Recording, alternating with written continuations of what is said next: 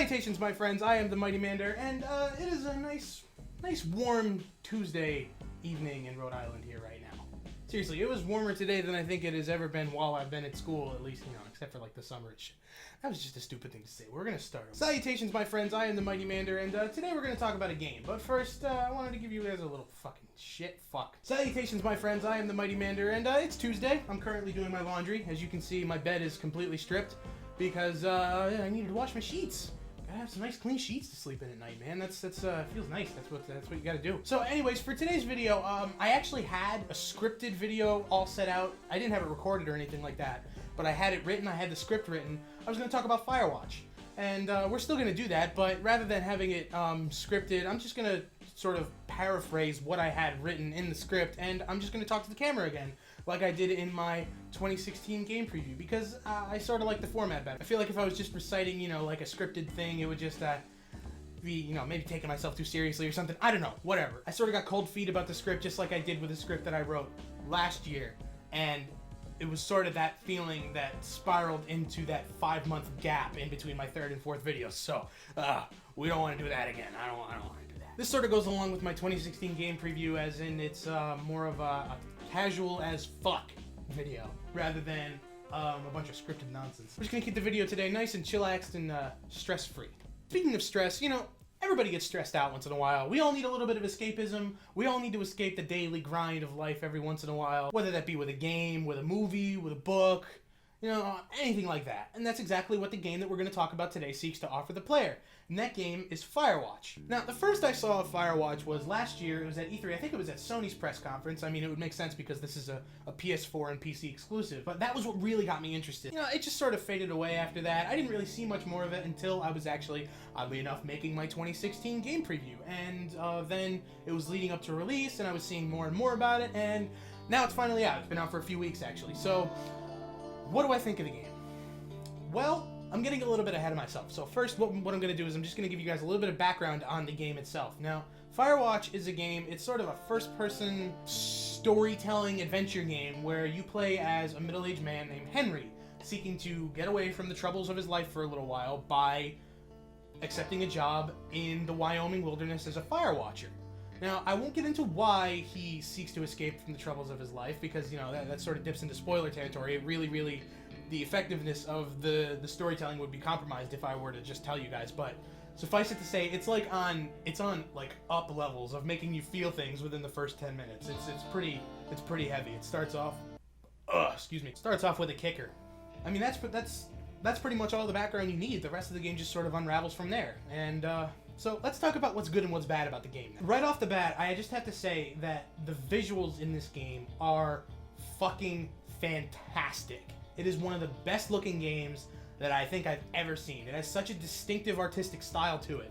Every frame in this game, I mean, save for a few when you're just, looking at the fucking ground, but every vista and every just environmental screen of this game could be a painting. It could be an art piece that I can hang up on my fucking wall and replace my fucking New California Republic flag. It could go up there easily. This game looks fucking fantastic.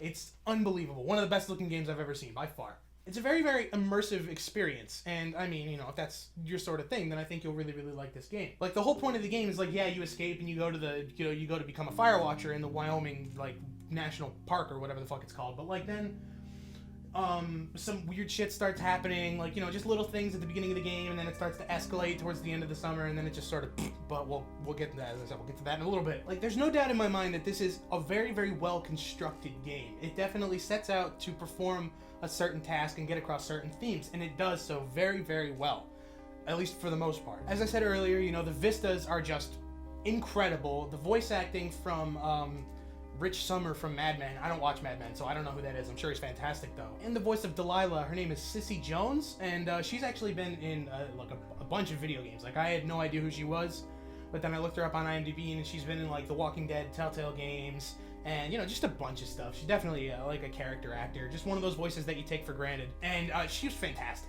She was Delilah was a really, really cool character, especially given that minor spoiler alert, you don't see her throughout the entire game. All you've got is just her voice. and what she says to you through the walkie-talkie, and her personality just shines through. It's fantastic. I've been doing a lot more climbing out here than I expected. Well, keep your radio charged. I'd hate to one day find a skeleton with an orange backpack at the bottom of a ravine. She's a very, very likable character, and the relationship between her and Henry that develops over the course of the game as the player sees fit in a couple different ways is very, very, like, there's a lot of chemistry, and it flows very, very well, and I like their relationship a lot. I could really get into it. So over the course of the game, you get invested into Henry and Delilah's relationship, you get invested into them as characters, and it sort of draws you into this mystery and makes you think that, there's might be some major scheming going on that you might uncover, but then it just sort of fizzles. It just doesn't go anywhere. That's the main problem with this game, is that the narrative, it builds up and then it doesn't go anywhere. The ending, it feels abrupt, it is unsatisfying, and it's just not a good cap to an otherwise very, very solid experience.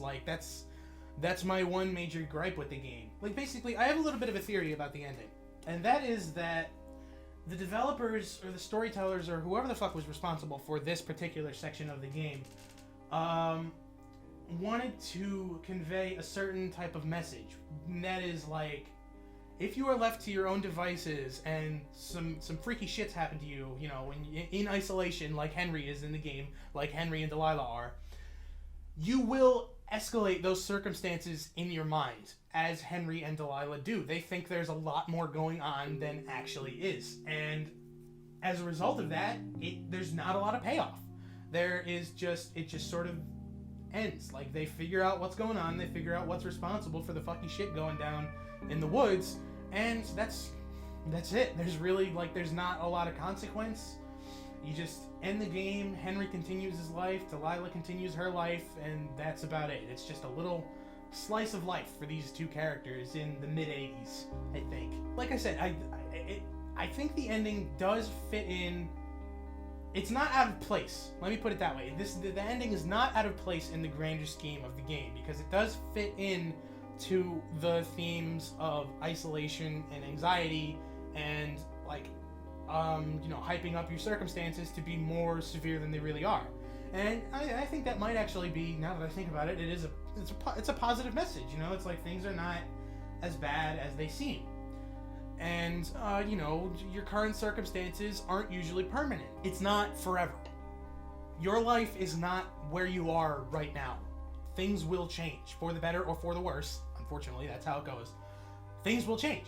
And that's what I think Firewatch is trying to convey with its ending. It's just, unfortunately, that it doesn't come across that way in execution. It just seems flat and not memorable.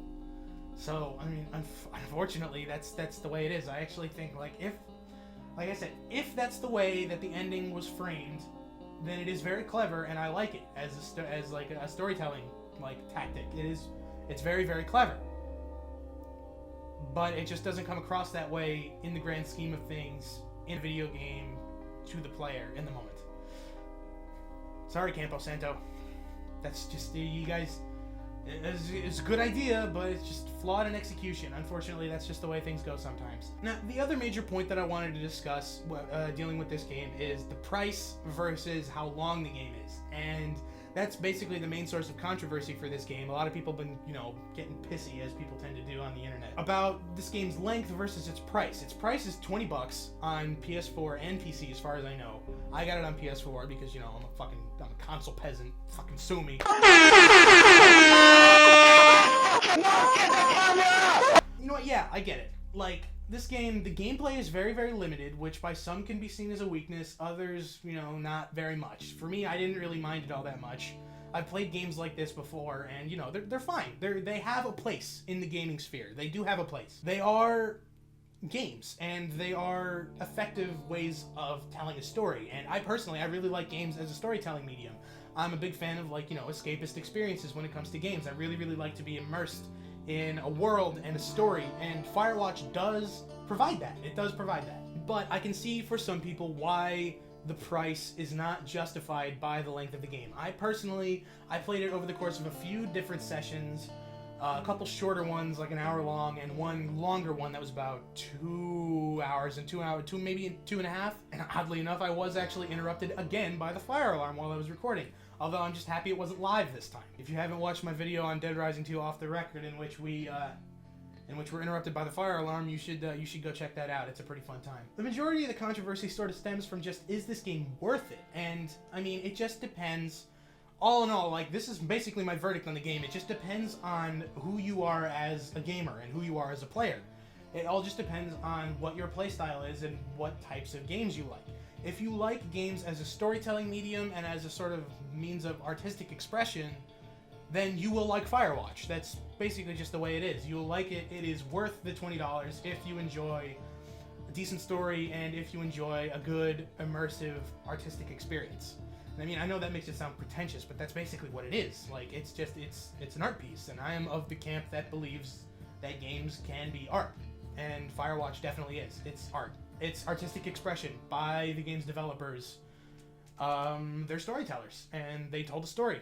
And it's not a very long story. It's not a very grandiose story in terms of scale, but it is what it is. And if you like that, then you'll no doubt like Firewatch. If you are more about gameplay innovation and retention for your money, a game that you can go back to, you know, like over and over and over again and play every day, go buy Rocket League. Don't buy Firewatch. You're just looking in the wrong place for stuff like that. You're just not going to find it with Firewatch, and that's okay. That's okay. It's not a game for everybody. I have a little bit of a bone to pick with people who think that the only value a game has is how many hours you can dump into it, because like that's not all there is to a game. Like, you have to think of what the developers were trying to do with the game that they set out to create, and they definitely do that with Firewatch. They wanted to tell a nice little confined story through like an artistic medium, and I hazard to say that there aren't really a lot of, at least high-profile games that get a lot of press like this one. There aren't a lot of games that are like that. Like, the only one I can think of, like I said, is Everybody's Gone to the Rapture. There's a fuck ton of indie games like that. Like, that are just these little tiny stories with these, like, atmospheric kind of... That was the word I was looking for. Fucking atmospheric. This game is atmospheric as fuck. So, basically, I mean, that's pretty much all I've got to say. I mean, to sum up, basically, the game is beautiful, it's immersive, it's poignant, and it's flawed. It doesn't have a perfect ending, it doesn't have perfect gameplay, and this is another thing, I think they fixed this in a patch, but I did have some performance issues. It wasn't at a stable 60 frames per second like I think it was advertised as, and there were a few, like, you know, like, choppy, like, laggy moments. I'm not sure what this is, but you know what I mean. Slight performance issues, though I think they said they fixed that in a patch, so I don't think you'll have to worry about that. So anyways, if you want to have a nice, immersive experience where you get to... Sorry, I'm very burpy and yawny tonight. I'm quite tired. It is Tuesday. Tuesdays are a little busy. Anyways, as far as the game goes, guys, if this isn't your type of game, just don't buy it. Don't buy it and then bitch about it on the internet. It's not gonna solve anybody's problems. If anything, you're just gonna invalidate the developers for what they were trying to do. Like, don't do that, man. These guys put a lot of... They clearly put a lot of effort into their game, and they wanted to tell the story that they were going to tell. I read a couple articles, and they said, like, yeah, it was a big risk doing what they did and making the game the way it was, but it was the game that they wanted to make. And I really respect that. I really, really respect Campo Santo for doing something that they wanted to do. So yeah, basically, if you want to have a nice escapist experience where you get to just sit back and relax and have a story told to you with some beautiful imagery for a few hours, then go buy Firewatch, because I don't think that you'll regret it. At least I didn't. It's a good way to start off 2016, and yeah, can't wait to play some more games, man. Pumped for this year. You guys should get me more subscribers so I can get more money and I can pay for those games. Anyways, that's about all I've got for Firewatch. I mean, let me know if you want to see more of this type of content. I mean, it's pretty easy to talk to a camera for 20 minutes and just explain my thoughts on a video game. I think I like it better than the whole scripted deal, because, I mean, I just think my delivery is better suited to more, goofy fuck around videos rather than like a straight up review. Alright, well I think that's about all I've got for you guys today. I'm gonna go eat my dinner and do my laundry and all that other fun stuff that adults have to do for some reason. Fun. Anyways, thank you very much for watching. Don't forget to like the video and subscribe if you enjoyed and you want to see more content. And I will see you guys next time. Peace out.